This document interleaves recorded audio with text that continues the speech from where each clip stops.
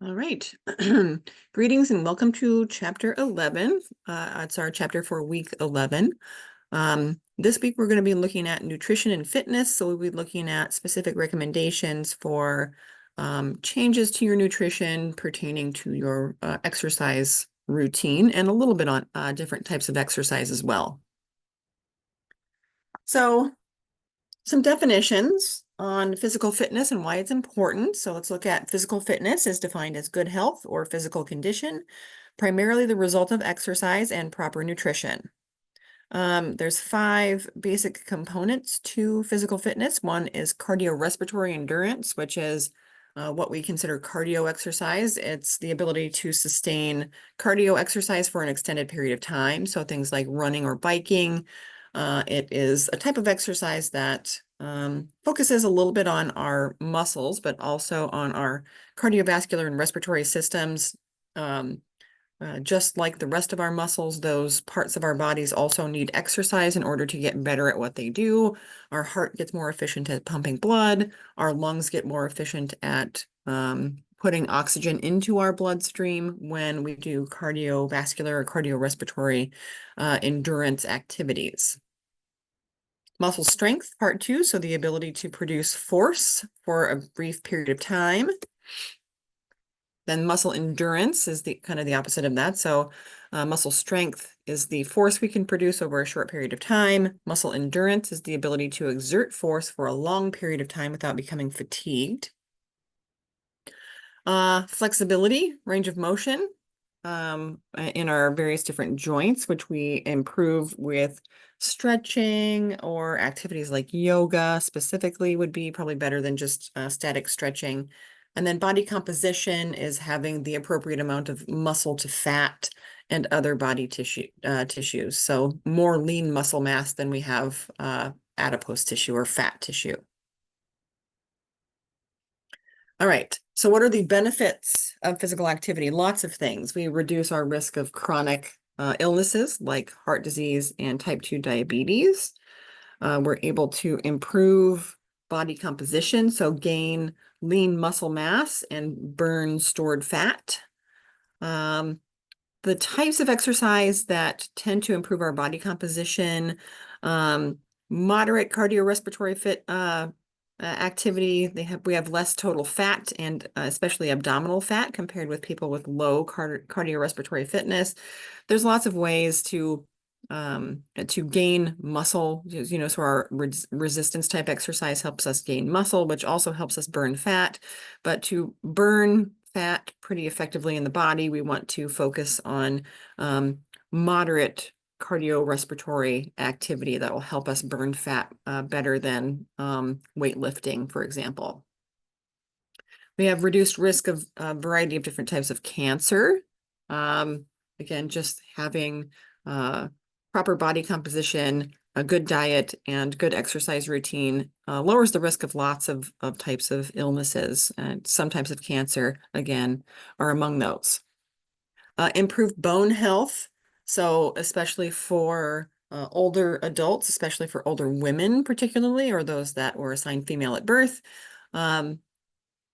doing weight-bearing exercises, walking, riding your bike to some degree, running, doing resistance type activities, strengthens the muscle, which also helps to thicken and strengthen the bone. So for everybody, improved bone health is important, but especially for those that are assigned female at birth. After menopause, our lack of estrogen in the body helps to or causes the thinning of our bones. So the more bone we have to begin with, the better off we're going to be when we get older and reduce our risk of osteoporosis. So you don't have to wait till you're older to start doing these activities and improve your bone health. You want to start off when you hit that menopausal age.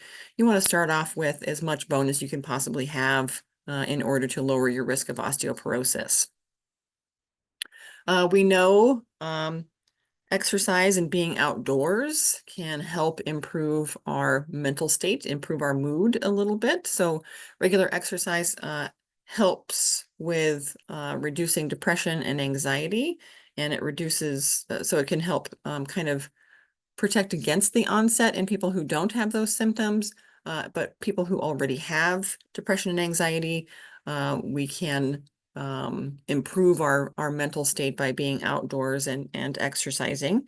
And it also is important in delaying the onset of dementia and all kinds of things. So physical activity as much as mental activity is going to help with the decreasing the incidence of dementia in older folks. It improves our immune system and it improves our sleep. All right, so if we're looking for a physical fitness program, what would that look like? Well, I think we obviously know that the best physical fitness program is one that includes both resistance type training and cardiorespiratory exercise. So why do we want to do cardio? Because it helps us with our endurance, our cardiovascular endurance, and our body composition. So these are continuous activities that use large muscle groups. So high impact aerobics, stair climbing, brisk walking, running or jogging, anything like swimming would also be considered a cardiorespiratory endurance activity. It requires you to use lots of muscle groups and it increases your heart rate. So anything that really kind of gets your heart rate up and your breathing rate up would be good for cardiorespiratory endurance.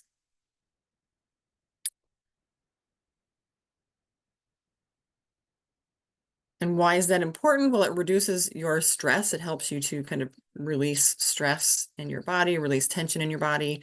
It lowers our risk of heart disease. It can help us maintain our healthy weight and improve our body composition. So we want to do things that are aerobic in nature. Get that heart pumping, get the blood flowing through our bodies and get our lungs moving to keep things going. All right, strength training again is going to help us with muscle strength and potentially muscle endurance, but also body composition because the more muscle we have, the more fat we burn. So to increase our muscle strength, we want to do low numbers. So low reps with heavy weights to increase the muscle endurance. It's the opposite. You want to do a little bit lighter weight with a high number of repetitions. And it's important to do a little rest period in between your sets of an exercise to prevent overworking the muscle, straining the muscle, and or over fatiguing the muscle, which can then lead to injuries. You can injure not only the muscle but also, your joints if the muscles are over fatigued and you continue with your reps. So too much weight for too many reps, leads to potential damage. All right, the FIT principle helps us design a fitness program. It helps us to remember that we need to vary our frequency, intensity, time, and type of exercise from day to day to get, a good overall health and workout fitness program. A couple of factors that come in here. So remember, FIT stands for frequency, intensity, time, and type. All of this is going to be based on a few things like the rate of perceived exertion. It's a self-assessment. Like, do you feel like you are working hard during your cardiorespiratory exercise? So are you working hard? Are you breathing hard? Is your heart rate elevated and all of that stuff? So that's a self-assessment. Do I feel like I'm working hard here? We can also use a target heart rate, which shows the intensity of our exercise through your heart rate. There is a maximum heart rate one should have when working out, and there's a little table coming up here that will show you how to do that. But we can target a particular intensity, so high intensity versus moderate intensity exercise based on what our heart rate is and what it is what percentage it is of the maximum heart rate you should be having during the exercise. And then the last part is the repetition maximum. That refers to the intensity of strength training. So, again, the maximum number of reps you can do with a particular weight would be repetition maximum there. General guidelines for physical activity. You want to get at least 60 minutes per week of moderate intensity exercise. That'll give you some health benefits, right? So if you've got a particularly busy week, and you don't really feel like you have time to exercise, at least getting out and doing like an hour per week, 10, 15 minutes a couple times a week or a few times a week will get you enough health, enough exercise for some small amount of health benefit. But if you do 150 minutes per week, you get substantial benefits and reduced risk of chronic diseases. And if you want to lose weight, 60 to 90 minutes daily will help you burn calories to lose weight. All right, so here is what we're talking about in terms of maximum heart rate. We can use, you can figure out your maximum heart rate based on the little formula at the bottom here. So you take 206.9 minus your age in years, and then multiply that by 0.67, and that will give you an estimated heart rate maximum. So you can figure that out for yourself. And then based on your maximum heart rate and kind of your age on this table, or your age range on this table, you can figure out your maximum heart rate and then where you want to be for the intensity. So like, 55% of your maximum heart rate, you might be like in lower intensity activity. 65% might be moderate, 65, 70% might be a moderate activity. And then like 85 to 95% would likely be your high intensity cardio respiratory endurance activity there. Here's our physical activity pyramid. So what do we want to do the most? The base of our pyramid is, daily. We want to do a fair amount of low to moderate intensity activities. So walk when we can, use the stairs instead of the elevator, a little light bicycling, playing with your pets, going outside, throwing the ball, walking your dogs, that kind of stuff would be considered things that we should do every day. Make different choices, park far away and walk to your class. Or if you're going to work, park far away and walk. Or if the weather is nice and you don't live too far away, maybe you could ride your bike to work instead of driving your car, just making different choices where we can move our bodies a little bit more throughout the day. Then we want to look at moderate to high intensity cardiorespiratory activity 3 to 5 times a week. So you want to do some running, jogging, brisk walking, play basketball, soccer, racquetball, tennis, even pickleball will get you moving around a little bit there. Anything that gets your heart rate up and gets your breathing rate elevated would be considered our cardiorespiratory activity. So we want to do that 3 to 5 days per week. So that's quite a bit in addition to the regular walking that we do every day. 2 to 3 times per week, we want to work on flexibility and muscular fitness. So you might have a stretching routine, you might have a yoga or Pilates routine, and then you also want to do some weightlifting.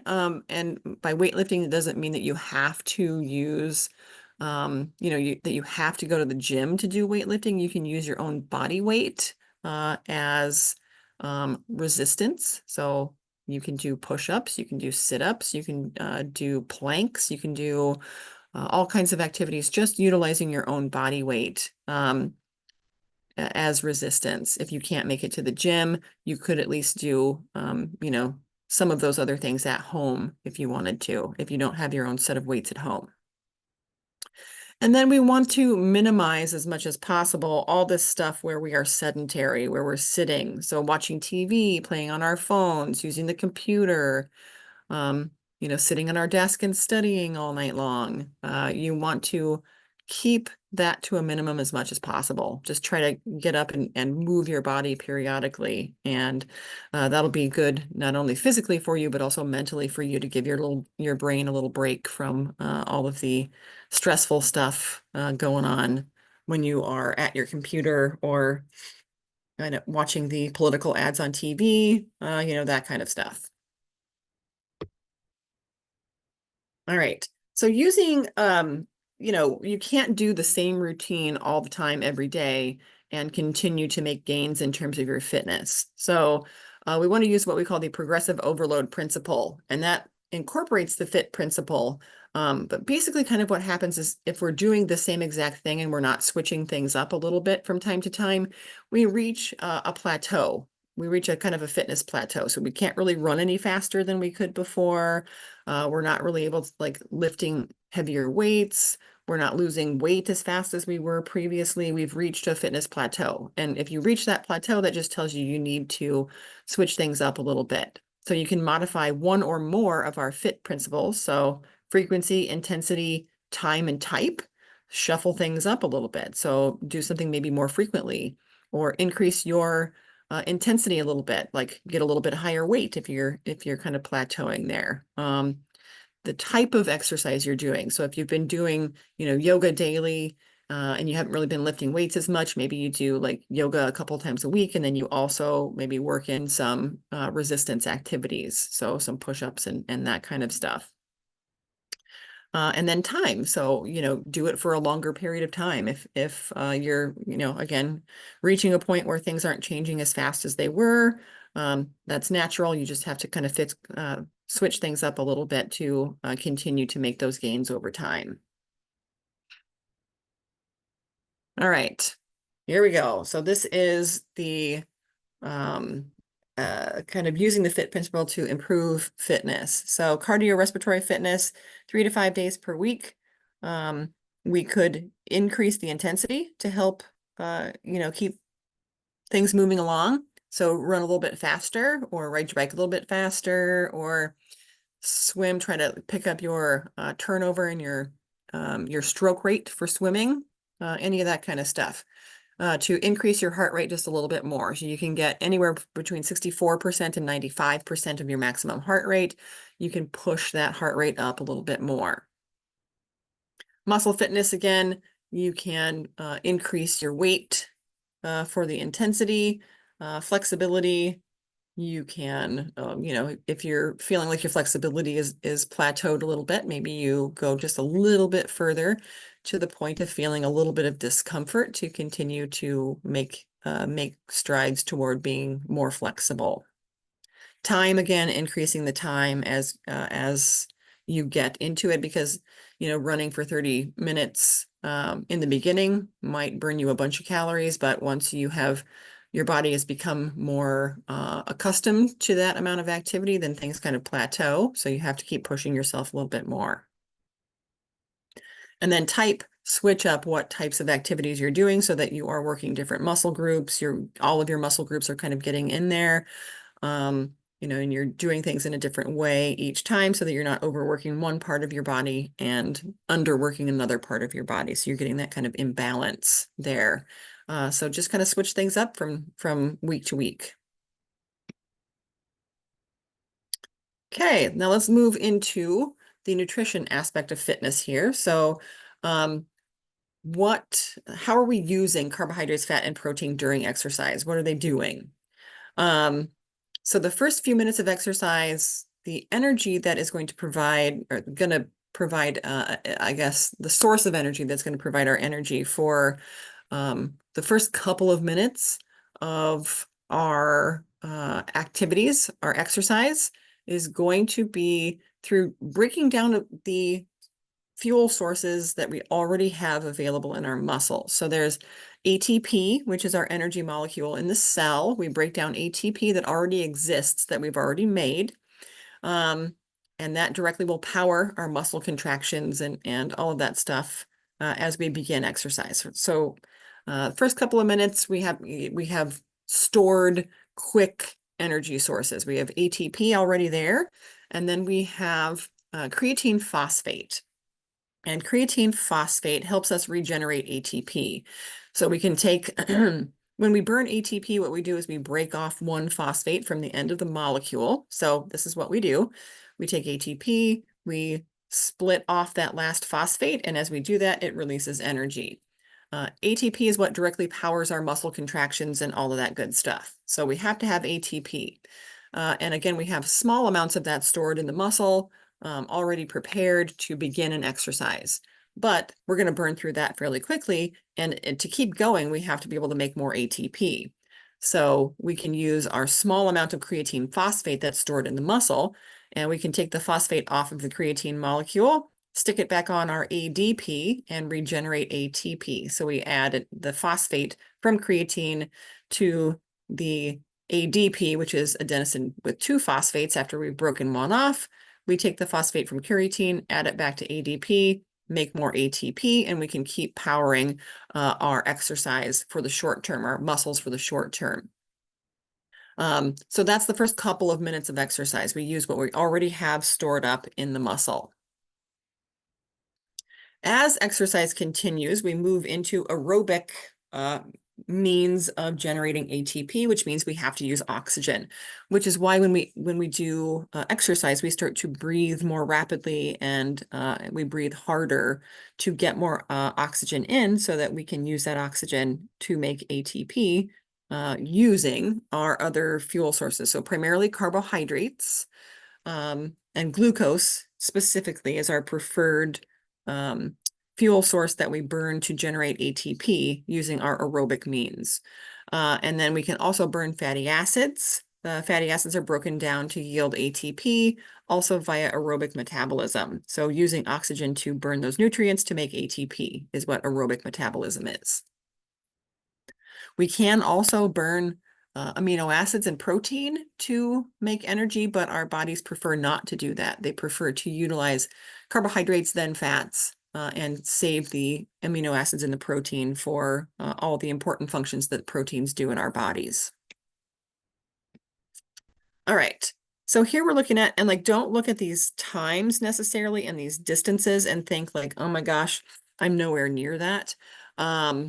Yeah, so we have, here's a sprint, the start of a sprint, the first maybe 3 seconds or so, we're using 100% ATP and creatine phosphate.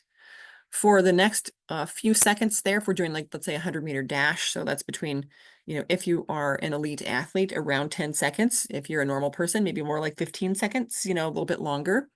We're using 50% ATP and creatine phosphate, and then our carbohydrates, our glucose starts to get burned. So we use our carbohydrates, our glucose, to regenerate ATP once we have burned through the ATP and the creatine phosphate in the first couple of seconds.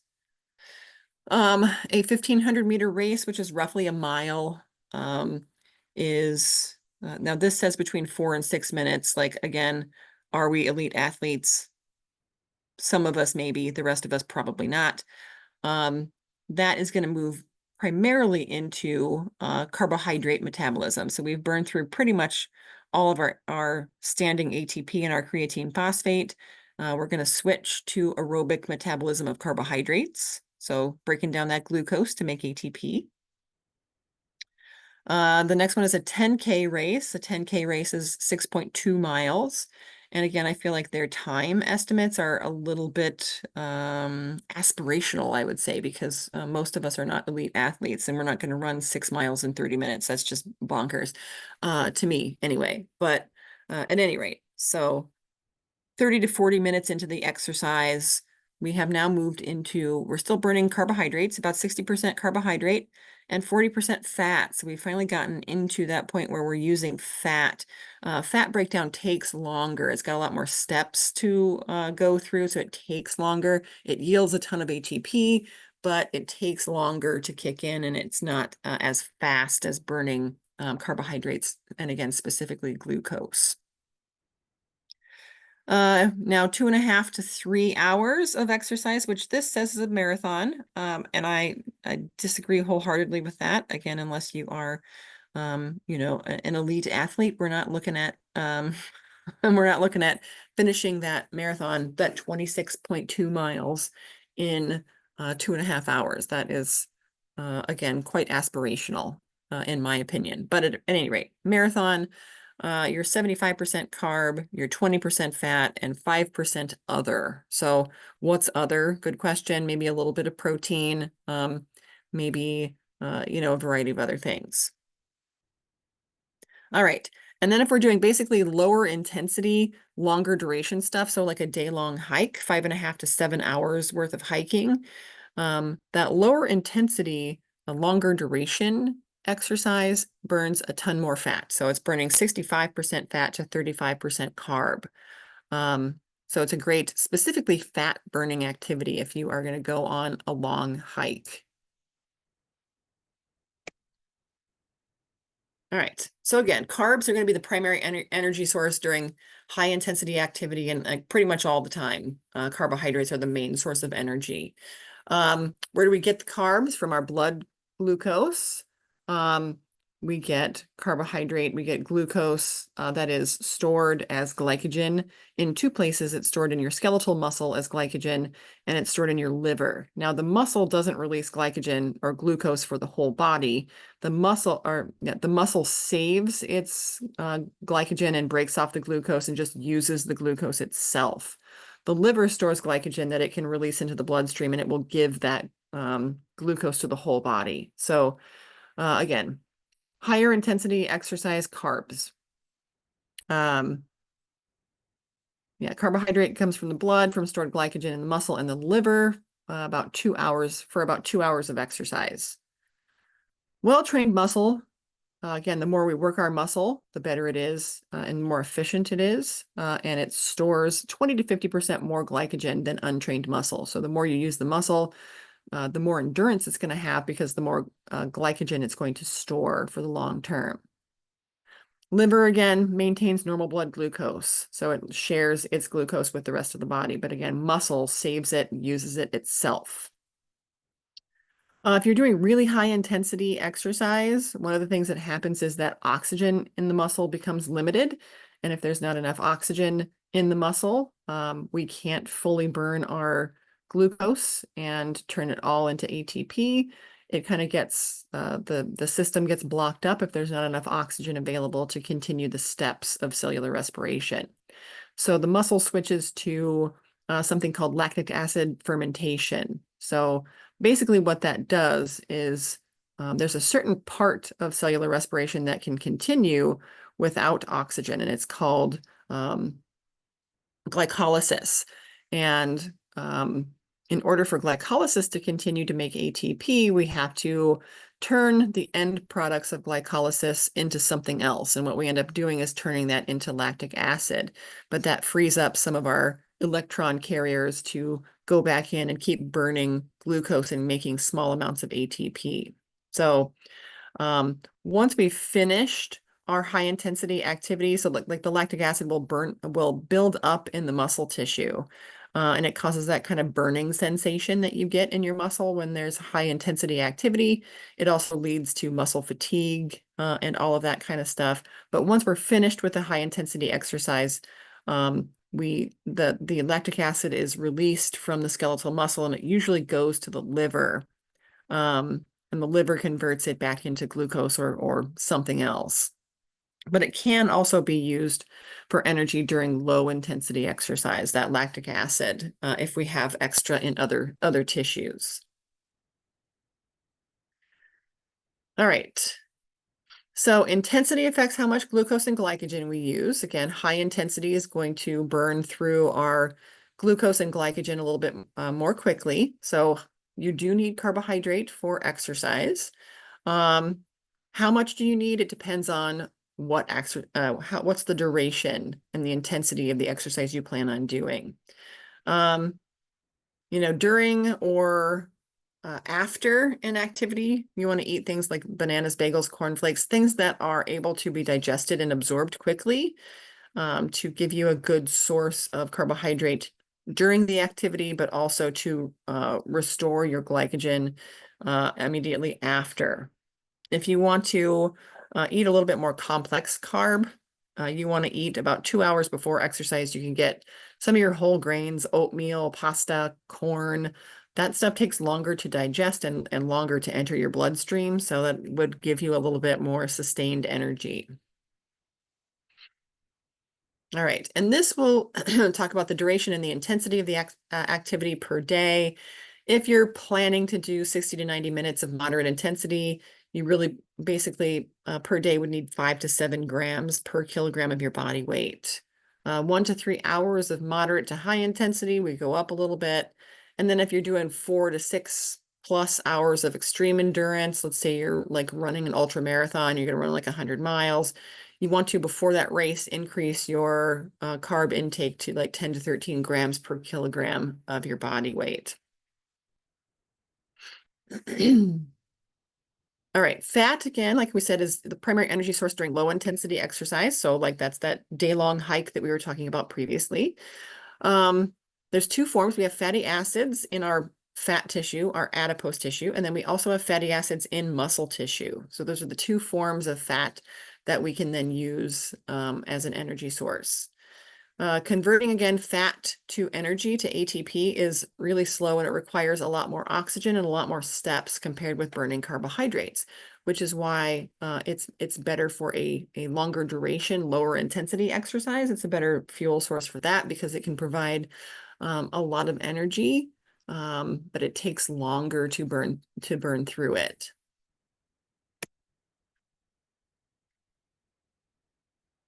All right, so low intensity activity mostly is going to burn fat from our adipose tissue. That's nice. That's where we want it to come from, right? That's our extra energy store, and it's the fat that we want to kind of get rid of, right? So low intensity exercise uses mostly fat from our adipose tissue. Moderate intensity uses fatty acids from our adipose tissue, but also from the fatty acids in the muscles. And then again, well-trained muscle, just like we talked about with glycogen and glucose stores, well-trained muscle burns more fat than less trained muscle. So the better, the stronger our muscle, the more muscle we have, the more fat we burn. So the body would use less glycogen and more fat to increase the endurance when our muscles are well-trained. Okay, fat. What do you need for exercise? Well, the rough estimate for fat, just for anyone, is 20 to 35% of calories from fat. That not all fat is built the same. We want to make sure that you consume primarily unsaturated fats from plant sources and fish, and limit your saturated fat. Saturated fat should be less than or equal to 10% of your total calories. So you want to make sure, and those would be things that come from animal sources like meat, cheese, dairy products. Those would be primarily saturated types of fat. Having too little fat in your diet runs a number of nutritional risks as well. So if you have less than 20% fat in your diet, that's probably not enough fat to maintain your body's overall health. So you got to make sure you do consume some fat. Primarily unsaturated fat would be the preference there. All right. So as far as heart rate is concerned, your quote unquote fat burning zone is 65 to 73% of your max heart rate. The cardio zone is above 73%. So, but it's not necessary to keep your heart rate in the fat burning zone in order to lose weight, because again, the more you're moving, the more, the more calories you're burning, the less, you just basically need to produce a calorie deficit in order to lose weight. So you need to burn more calories than you are taking in. So it doesn't matter necessarily what percent, if you want to focus on or maximize burning fat, 65 to 73% of your max heart rate will do that. But again, just having a caloric deficit is enough to lose fat, to lose weight. High intensity exercise burns calories more quickly, but low intensity workouts can last longer and achieve more. So, you want to, again, mix things up. You can do some high intensity, short exercise, but you can also do lower intensity, longer workouts to maximize both your building of muscle and also your burning of fat. All right. So protein, we do want to have protein. Protein is mostly needed to build and repair muscle. Our bodies tend not to use protein for energy unless it's absolutely necessary. Carbohydrates and fats are our main energy sources. Proteins we need for all of the functional stuff that happens in our cells and in our muscles. So, when we exercise, our muscles do get damaged from it. Especially when you're doing strength training, resistance type training, you end up, having some soreness afterward because the muscle gets a little bit damaged in the exercise, which is not a bad thing because basically what that does is it promotes muscle growth. But in order to do that, you have to have adequate protein in your diet in order to have the free amino acids available to recover, to repair the muscle, and to promote growth. All right, as far as the different types of athlete that you might be, an endurance athlete should have 1.2 to 1.4 grams of protein per kilogram of body weight daily. Resistance and strength activities would require 1.2 to 1.7 grams per kilogram of body weight per day. And again, we don't typically have problems getting enough protein in our diet. So that's not a big concern. Your total calorie needs depend on the type and the schedule of exercise. You just want to make sure that you're getting adequate nutrition and that it's healthy and varied and balanced between all of the various different food groups and things like that. As far as timing of meals, that can affect your fitness and your performance in an athletic event. So what you eat and when you eat varies before, during, and after exercise. So before exercise, anything you eat, you want to make sure you have time to digest before you start your exercise, because if you don't, those nutrients aren't available to you to use during the exercise, but also you having a full stomach when you exercise can cause things to feel icky and sluggish and kind of barfy and stuff. So not good. Larger meals, you should eat no closer to exercise than 3 to 4 hours. If you're having a smaller meal, 2 to 3 hours before. And then if you have a snack or like a liquid supplement or something that you're taking before, 30 minutes to an hour before exercise is adequate for that to digest and absorb. So if you're taking like a goo pack or something like that. This is a little on carb loading because I know for some folks, let's say that you are running a marathon, you're running like a really long race, you have a big soccer match coming up or something like that. Having adequate stores of glycogen in the body is really helpful. So, changing how many grams of carbs you're eating in a particular day to build up to that would be great. So, 4 to 6 days prior, you're doing some exercise, you're doing your taper leading up to the big competition. So you want to eat 4 to 5 grams of carbs per day per kilogram of body weight. Days 1 through 3 prior, tapering exercise again, you're eating 10 grams of carbs per kilogram of body weight each day. On competition day, 3 to 4 hours before your event, you want to eat 250 to 300 grams of carbs. And that, again, 3 to 4 hours before should allow it to digest and absorb and be available to you to utilize for energy. All right, pre-exercise meal, you want to get 1 to 4.5 grams of carbs per kilogram of body weight, 1 to 4 hours before. And then you want to get some simpler carbs 15 to 30 minutes before your exercise to give you immediate energy. It'll hold the glucose will be in your bloodstream and will be taken up by the muscles, so you're sparing your glycogen to use for later.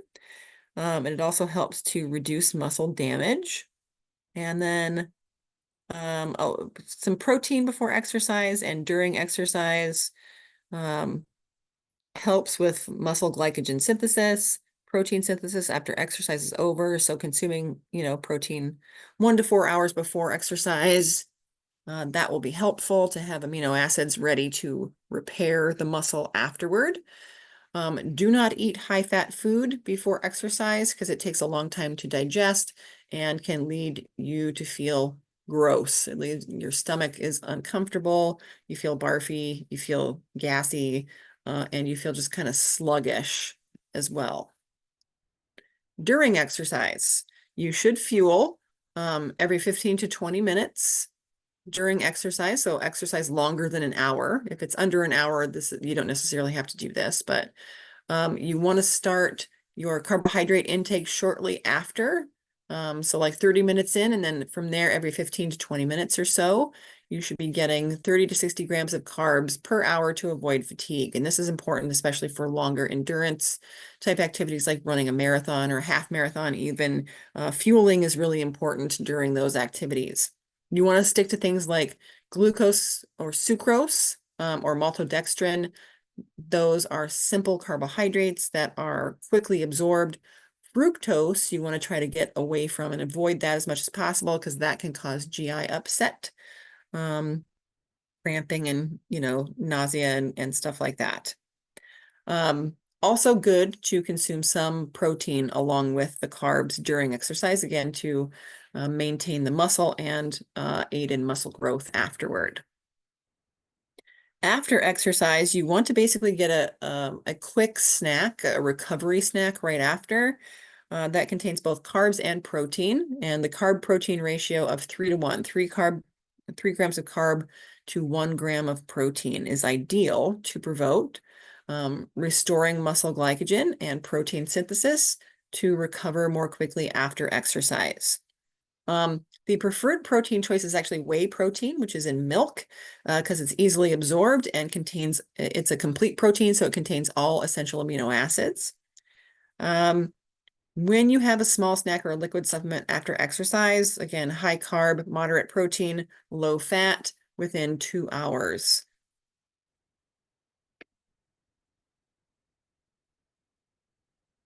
Vitamins and minerals we also need to pay attention to during exercise or that are important for fitness, I guess. All right, so antioxidants are things that help us prevent cellular damage that is caused by cellular respiration, burning fuel and making ATP. Using oxygen leads to what we call oxidative stress on our tissues. So antioxidants help us fight off those free radicals and prevent damage to the cells. Now, taking supplements of antioxidants like vitamin E and vitamin C don't really improve athletic performance or reduce oxidative stress in highly trained athletes. But they are necessary for other things. You just don't really need to take huge supplements of vitamin E and vitamin C to improve athletic performance. Just getting, again, and that's just talking about supplementation, consuming adequate amounts from their natural sources, from vegetable oils, broccoli, citrus fruit, nuts, that stuff is adequate. Vitamin D levels are also important, and it's something I think we struggle with in the Midwest where it gets cold for about six months a year. It's kind of not great to be outside without our clothes on to get enough sun exposure to manufacture our own adequate amounts of our own vitamin D. So vitamin D supplements are basically the only ones I recommend for kind of most people.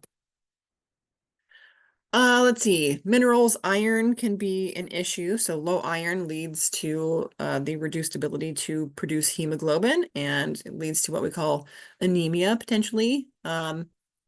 So if we don't have enough hemoglobin, we have impaired oxygen transport to our cells, causes fatigue during exercise. People who were assigned female at birth or biologically female people are more at risk of iron deficiency anemia due to menstruation. So people who menstruate obviously lose blood and are more at risk of iron deficiency anemia.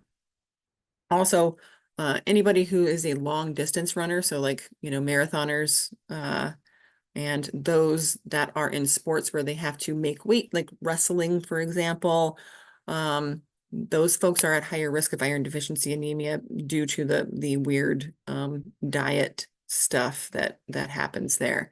For those folks, you want to focus on iron-rich foods, and sometimes iron supplementation may be necessary to ensure that iron deficiency anemia does not develop. Something a little bit different is called sports anemia, and that is a decrease in hemoglobin from strenuous training. So your blood volume is increasing during strenuous training, and you maybe just don't have enough iron to in that moment to adequately make hemoglobin, but it's something that it's not the same thing as iron deficiency anemia, and it will self-correct. You will start to, get everything back in balance. And yeah, so it's not the same thing. It doesn't require supplementation or any kind of intervention. It will fix itself. All right, calcium. Calcium's important for our bone health. We know that. Calcium is lost in our sweat. So exercise can increase bone mineral content, but and may be able to compensate for calcium lost in the sweat. So exercise is also really good for building bone and storing that calcium in the bone. Magnesium, we have higher magnesium needs with physical activity, but we don't recommend supplementation unless you are specifically inadequate in your dietary sources or your food intake of magnesium. All right, so vitamin and mineral supplements. They're generally not necessary for people who are not deficient in them. Everyone, not just athletes, should obtain their vitamins and their minerals through their diet primarily before considering using supplements. A lot of folks think like, taking vitamin supplements is good for you. But really, I only, again, recommend for most people vitamin D, for some people iron. But for most folks, you should focus on getting your vitamins and minerals through your nutrient-dense foods before considering using supplements. So you don't really need a supplement if you're not deficient in a particular nutrient. All right, we're going to talk about water because obviously fluid intake is important when we are talking about exercise because we lose water through our sweat and through exhaling through our respiratory system. So what do we find in sweat? Water, lots of water in the sweat. And then we also have sodium and chloride, so you get a little saltiness to that sweat, and to a lesser extent, potassium and some other electrolytes are lost in sweat. So calcium, again, was another one that was lost a little bit in sweat. If we have electrolyte imbalances, it can cause heat cramps, it can cause nausea, edema, lowered blood pressure, it can cause all kinds of things. Now, we sweat because we're trying to cool our bodies. It's through evaporative cooling. When it is hot and humid, that impairs our ability to evaporate sweat off of our bodies. And our body heat increases, which increases our risk of heat exhaustion and heat stroke. So exercising when it's really, really humid outside impairs our ability to cool our bodies through sweat.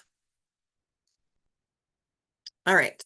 What are the warning signs of heat exhaustion and heat stroke? They're all listed here. Profuse sweating for heat exhaustion, fatigue, thirst, muscle cramps, headache, dizziness or lightheadedness, weakness, nausea, vomiting, cool, moist skin. Now, moist. But anyway, the skin is damp because you are actually still sweating. With heat stroke, your body temperature is extremely high. It's gone above 103 Fahrenheit. Red, hot, dry skin. So dry skin in this case. Rapid pulse, rapid shallow breathing, throbbing headache, dizziness, nausea, extreme confusion, and potential unconsciousness. So heat stroke is heat exhaustion if we are not careful and don't treat it and don't cool off the person and get them fluids and get them inside. Fluids and electrolytes that should be, can progress into heat stroke. So you want to be very, very careful, especially when it's really hot and humid outside with the amount of exercise that you're doing and the intensity of exercise that you're doing under those conditions. All right, fluids. We need fluids before, during, and after exercise. There's a table here that tells you when you are about to exercise. 4 hours before exercise, you should get 16 to 20 ounces. 10 to 15 minutes before exercise, another 8 to 12 ounces of water. At every 15 to 20-minute intervals, if you're exercising less than 60 minutes, you want to get 3 to 8 ounces of water every 15 to 20 minutes. If you're going longer than 60 minutes, you want to continue that through 3 to 8 ounces every 15 to 20 minutes. And this one you want to incorporate, if you're going longer than 60 minutes, you may want to incorporate not only water, but some sort of sports beverage that has carbohydrate and electrolytes in it. And then after exercise. So how do you know how much water you lost during exercise? Well, you weigh yourself before exercise and you weigh yourself after exercise. And for every pound of body weight that you have lost, that's going to be water weight. You haven't lost fat in that short amount of time, that hour that you exercised. but you have lost a lot of water through your sweat and through your respiration. So for every pound of weight that you lost during exercise, you want to drink 20 to 24 ounces of water to replace that water that you have lost. All right, sports drinks, again, we don't recommend sports drinks for events that are less than 60 minutes in length or athletic performance that's less than 60 minutes in length. Water's enough to replace the fluids, and your food that you eat, your snack that you eat after exercise will replace your electrolytes. So not a big thing. Sports drinks can have quite a bit of sugar in them. Depending on the type. So you don't want to drink those as a daily beverage because the sugary stuff and the acidity of it damages your tooth enamel and gives you unwanted calories. Do not drink fruit juice, too high in carbs, and don't drink carbonated stuff. It can lead to bloating. You don't want alcohol or caffeine. Those are diuretics, which cause you to urinate and can also have unwanted side effects. So I don't know why it is that like after every race, every 5K or 10K or half marathon or marathon, you always have it like a ticket for a beer. And I have never wanted drinks alcohol less than I want them after I've run 13 miles or 26 miles or whatever it is that you're running. I've never wanted alcohol less. So yeah, I don't know why that is, that it's a reward at the end of the race. Because you really need to be replacing fluid, not losing more of it. All right, so feeling thirsty is not a good indicator of fluid needs, especially for athletes. You can have acute dehydration, which is you're exercising and you're not keeping up with your fluid intake. So that's over a short period of time. Or you can have chronic dehydration when you are kind of not adequately hydrating over extended periods of time. So it's not just that we need to make sure we drink enough during exercise or like right before exercise. We kind of need to make sure we're meeting our fluid intake needs long term, because that will affect your health and your well-being and your athletic performance as well. So if you're chronically dehydrated, you're going to be fatigued, your muscles can be sore, you can have poor recovery from workouts, headaches, nausea, dark colored urine, all that kind of stuff. So again, making sure that not only during and right before athletic events, but all the time we are paying attention to our hydration needs and keeping up with our fluid intake is really important.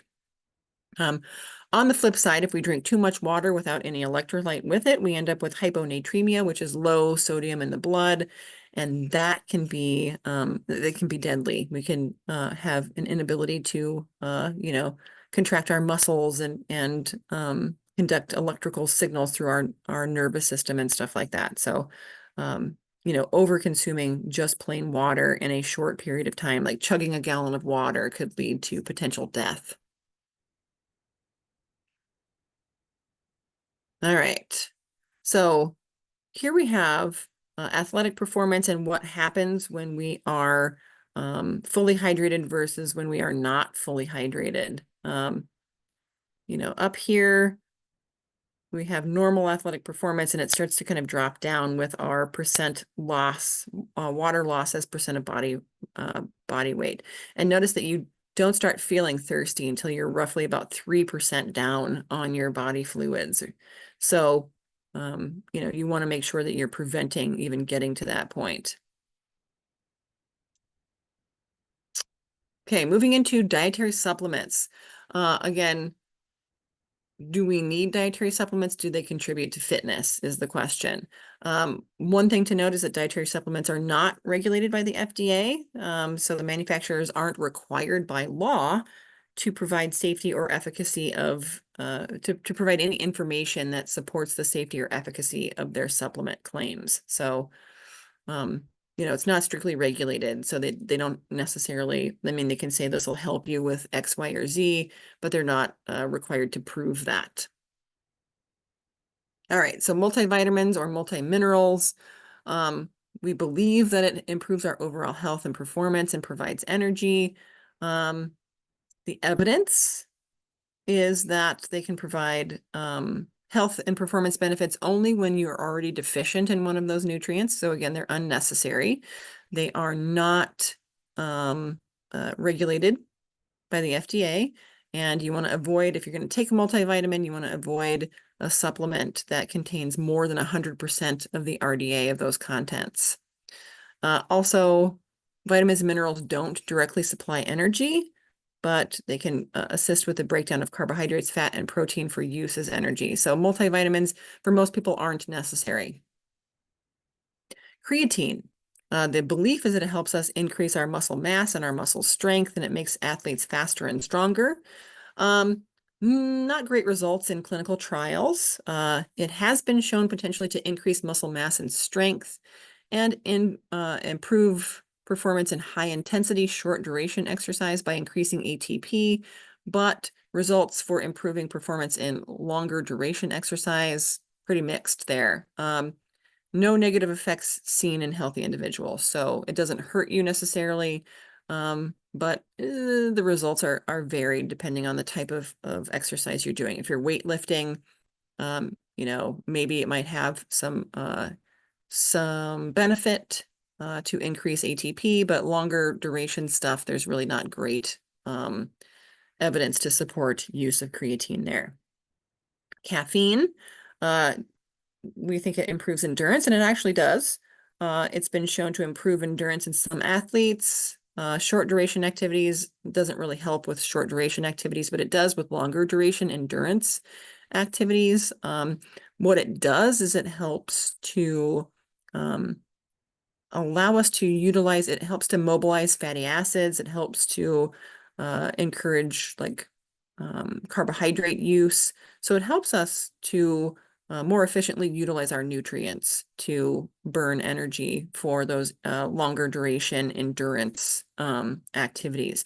However, the NCAA does list caffeine as a banned substance when the urine concentration is greater than 15 micrograms per milliliter of blood, or urine. Sorry, that was urine, not blood. So you can drink a cup of coffee before you go out for your morning run, and it might help you with your endurance. But if you're, doing an athletic event and you drink a bunch of energy drinks or something right before, it is considered a banned substance by the NCAA. Anabolic steroids, the belief is that it increases muscle mass, size, and strength. Yes, it does that. They have been shown to increase muscle mass, size, strength, but also contribute to a number of negative side effects like hormone imbalances, change in hair growth, in male athletes, shrinkage of the testicles and decrease in sperm count in males. Also, development of breast tissue in males, which is called gynecomastia. You can look it up. Psychiatric effects like mood swings, aggressiveness. We call that roid rage, right? And anabolic steroids are illegal in the United States unless they're prescribed by a physician. When would they be prescribed by a physician? If someone had some sort of muscle wasting, they had cancer, maybe, they might be used, to counteract male menopause, things of that nature. But they are illegal in the United States, and they're a banned substance in all athletics, I think, essentially. Growth hormone. The belief is that it increases muscle mass and strength and decreases body fat. Growth hormone has been shown to be able to increase muscle mass a little bit, but not strength necessarily. So mixed results in clinical trials regarding improved athletic performance. Can improve body composition in well-trained adults, but not in other folks. If you're already well-trained, it can improve your body composition a little bit. If you're not, it's not going to help you get rid of fat and gain muscle.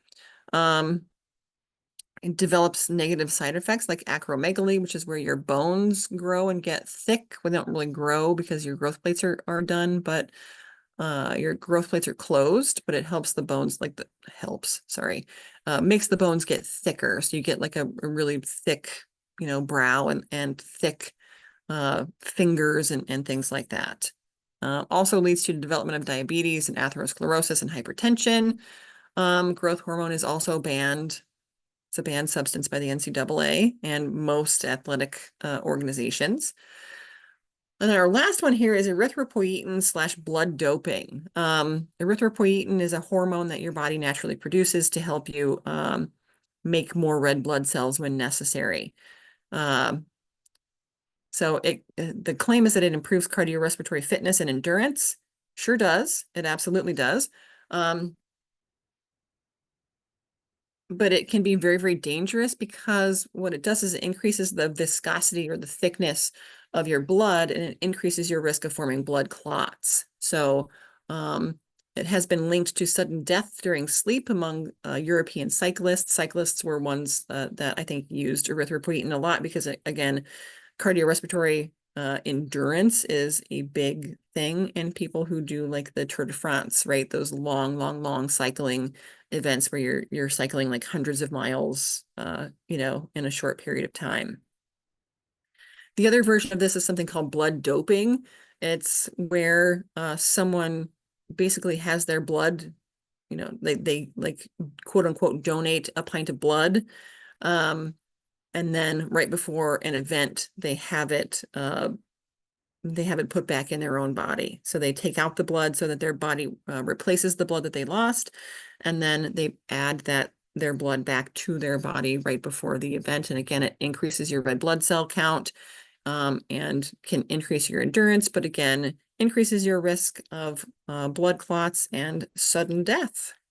So also a banned substance, and the blood doping is also a banned practice.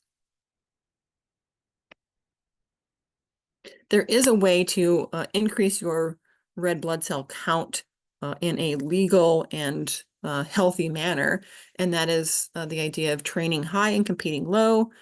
If you train at higher elevations, so say you go to like Denver or up in the mountains to train for an event, your body, because there's less oxygen available, your body will make more red blood cells naturally. And then when you go back down closer to sea level, when you do your competition, you have, you know, tremendous endurance, but because your body has increased your red blood cell count, but it does so in a normal, natural, healthy manner. You know, so it gives you a little bit of a competitive advantage without doing so illegally and in a way that compromises your health. All right. What about sports bars, sports shakes, meal replacers? What are the benefits there? Well, they have, you know, energy sources. A lot of it's carbohydrate. They're high carbohydrate. They have some protein and lower amounts of fat. So it's going to provide good energy to you. It's convenient, you know, rather than, you know, cooking a whole meal or going out and finding a variety of foods. You can have one quick energy bar or shake or meal replacer to provide you what you need for your activity, but it is also way more expensive than whole foods. So that is, you know, something to think about as far as the cost of that, like having a peanut butter sandwich, you know, and some carrot sticks or something versus, you know, having a quick energy bar or something. The cost is way higher. It may be more convenient, but the cost of it is higher. And oftentimes these energy bars and supplements and shakes and stuff like that contain vitamins and minerals that might be unneeded. So it might be excessive and stuff that you don't actually need. All right. So here's one of the big things. One of the biggest dietary misconceptions related to fitness is that you need a lot of extra protein and a lot of extra amino acids in your diet in order to bulk up your muscles. So to build more muscle, you need a lot more protein in your diet. Now, athletes automatically will need more dietary protein than less active people, and that's because we need that extra protein and the extra amino acids to repair our muscles and to allow them to grow and build a little bit there. But again, our diets tend not to be deficient in protein. So usually your diet is supplying more than enough protein and amino acids to build muscle. Expensive protein supplements are not only unnecessary, but might also provide undesirable effects. So here are some things, some facts and fiction that you need to take care of or need to be aware of. The fact is that you need weight resistance training to build muscle mass. Yes, you need to work the muscle in order to build the muscle. Fiction, protein intake is more important than resistance training to build muscle. That is obviously not true. You need to exercise the muscle, and the muscle will improve its strength and its endurance. Consuming adequate daily calories, especially from carbs and fat, is also vital to building muscle. That is very true. You need all of your nutrients in order to power your muscle. When you exercise that muscle, you will build muscle. Fiction, there isn't any downside to eating excess amounts of protein. Not true. Any excess calories that you take in, no matter what type of nutrient you're taking in, will contribute to building and being stored as body fat. Also, a lot of excess protein in your diet puts an undue burden on your kidneys and can cause kidney damage. So you want to be careful about not over-consuming protein. Protein and amino acids and supplements are more easily used by the body. Not true. The body doesn't know where the protein and amino acids are coming from. And again, supplements cost a lot more than whole foods. A fact is that the best recovery snack after you work out is one that gives you both carbohydrates and protein in a 3-to-1 ratio, as we talked about before. So protein, the best kind of stuff to have after a workout, peanut butter on crackers with a glass of milk, yogurt and fruit, or a nice big glass of chocolate milk are all really, really great post-workout snacks that give you that 3-to-1 carb to protein ratio. And again, the dairy products have the type of protein that is easily digestible, that whey protein that is very easily digestible by the body. So you can get that digested and absorbed pretty quickly. For best results, you want to have your recovery snack or meal within 30 to 45 minutes at the end of the workout.